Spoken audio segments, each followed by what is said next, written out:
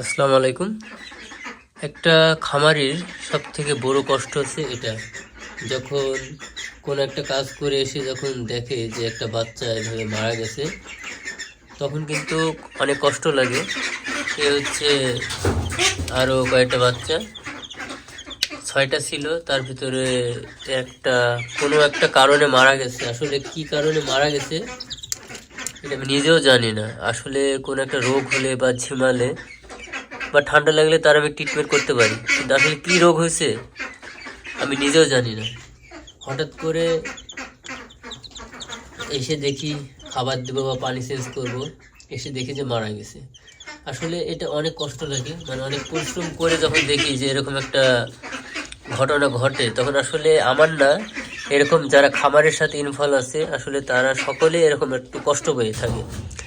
আসলে কষ্টটা শুরুতে লাগবে, কিন্তু ধীরে ধীরে যখন এটার সাথে সম্পৃক্ত হয়ে যাবে তখন কিন্তু কতটা লাগবে না, কম লাগবে। কিন্তু আসলে শুরু টাইমে একটু আঘাতটা একটু বেশি লাগে। তো কি করার গাইস, আসলে কিছু করার নাই।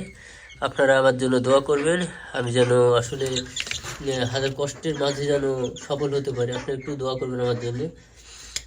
আসলে খুব খারাপ লাগে, অনেক পরিশ্রমের পরে যখন দেখেন এমন একটা অবস্থা। দেখেন, আপনারা নিজেরা দেখুন কতটা খারাপ লাগে। এই যে 5টার ভিতরে 6টার ভিতরে একটা মারা গেছে না, আসলে এটা রোগটা কি আমি নিজেও জানি না। রোগ জানলে হয়তো আমি একটু ট্রিটমেন্ট করতাম, কিন্তু এটা আসলে কি অবস্থা আমি নিজেও বুঝতে পারছি না। তো যাই হোক, আপনারা একটু দোয়া করবেন আমার জন্য, আমি যেন এই আপনাদের ভালোবাসা এবং দোয়াতে যেন আমি সফল হতে পারি, এবং তাদেরকে যেন এমন সেবা দিতে পারি তারা যেন এরকম দুর্ঘটনায় শিকার না হয় এবং মারা যেন না যায়। তো সকল ধকল কেটে উঠতে পারে। তো দর্শক, যাই হোক, আপনাদের এটা শেয়ার করার ছিল।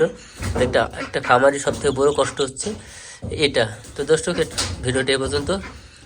সবার উদ্দেশ্যে ভিডিওটা শেয়ার করবেন যাতে সবাই সতর্ক হতে পারে, যেন এই ভিডিওটা দেখে। আসলে অনেকেরই আছে, কষ্ট লাগে, কিছু করার নাই।